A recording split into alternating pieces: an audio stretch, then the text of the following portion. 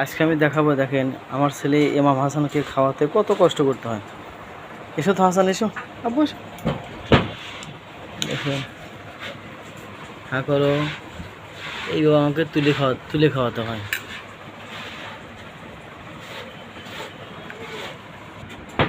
আমি অসুস্থ, তাও ইমাম হাসান সে আমাকে খাওয়ানোর চেষ্টা করে।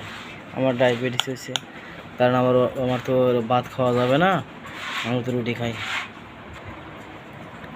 এই দেখেন, এই যে মুখ ঘুরালিছে, রাগ করছে। আব্বুল্লাহ আব্বুল্লাহ বাজান না, হাসান না, তাতে খেলো হাসান। এই যে হাসান, দেখেন কি একটা অবস্থা। ওকে খাওয়াতে গেলে আমার অবস্থা একদম শেষ হয়ে যায়। হাসান লাও হাসান লাও, দেখেন এই যে ভাত দিয়ে আছে, তারা আছে, এখন ওর খবর নেই। আব্বু এসো আইসো হাসান আসো। এই যে হাসান, খেলো লাও। আব্বুল্লাহ আল্লাহ বাজান লাও হাসান।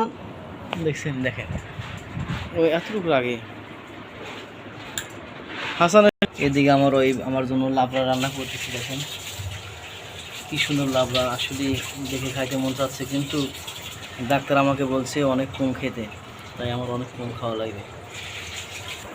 দেখেন শেষ পর্যন্ত আমাকে না খেয়ে ছাড়লো না, তাই আমু সেটা খেলাম। আসো, দেখেন আমার খাওয়ার পরে আমার ছেলে হাসান খাচ্ছে। আসলে প্রতিটা বাবা ছেলের মধ্যে এমন ভালোবাসা থাকা উচিত। আমিও চাই প্রতিটা ছেলে, প্রতিটা বাবা তাকে এতটুকু ভালোবাসুক। দেখেন এনে পটল আছে, মুরগির একটা ঠ্যাং আছে, একটু পানি আছে, সবই আমার ছেলে হাসান খাবে। ইমাম হাসান আবার রাগ করছে। হাসান এসো, তাড়াতাড়ি এসো হাসান, তুমি তাড়াতাড়ি এসো, এবার রাগ করে নেবে, তাড়াতাড়ি এসো, রাগ করে না হাসান, তাড়াতাড়ি আসো। ও অনেক দুষ্টমি করে আমার সাথে, দেখছেন? দেখেন কীভাবে পানি খাচ্ছে, পানি বোতল মুখে নিয়ে খাচ্ছে। আসলে ওইটু বসে গেলে কী হয়, আসলে ওর মাথায় বুদ্ধি আছে, কিন্তু ও আমার সাথে খুব দুষ্টামি করে। হাসান নাও আসো হাসান।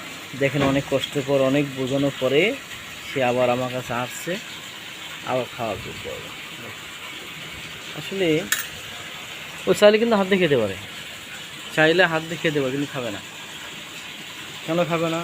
কারণ ও চাচ্ছে ওর আব্বুর একটু ভালোবাসা নেই, ওর আব্বুর একটু ভালোবাসা, তাই খাওয়াতেছি।